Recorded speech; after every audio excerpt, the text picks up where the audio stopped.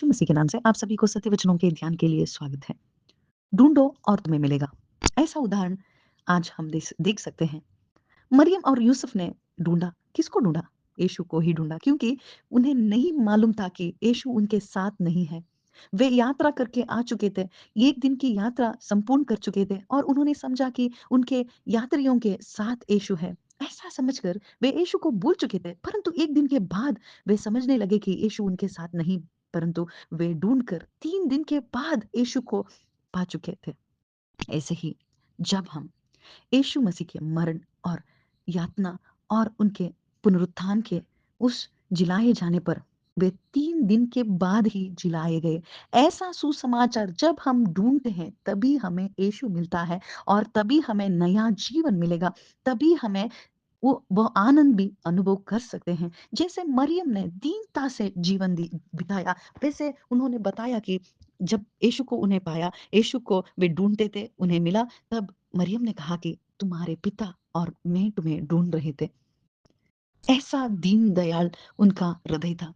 वे दीनता से, उन्हें पता था कि वचन ही उनमें मांस बनकर मनुष्य पुत्र बना है और पवित्र आत्मा के द्वारा यह सभी हुआ है। उन्हें वे कह सकते थे कि मैं तुम्हारी माँ हूँ, मैंने तुम्हें ढूंढा। ऐसा विचार बताकर वे उनके सामने बता सकते थे, परंतु उनकी दीनता देखिए।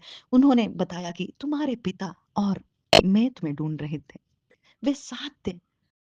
और वैसे ही जब हम उनके वचन को हमारे हृदय में रखते थे, ऐसा विचार, ऐसा कार्य उन्हें कैसा कैसे करने की प्रेरणा मिली?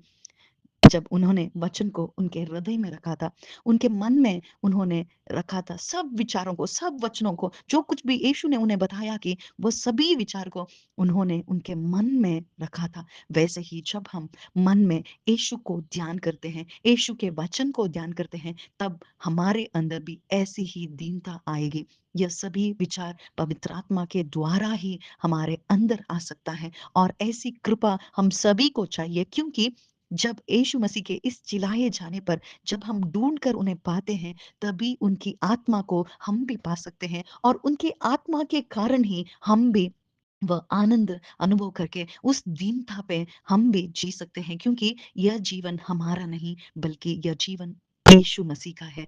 क्योंकि यीशु मसीह हमारे बदले जिलाए गए हैं और यह जीवन यीशु मसीह का है।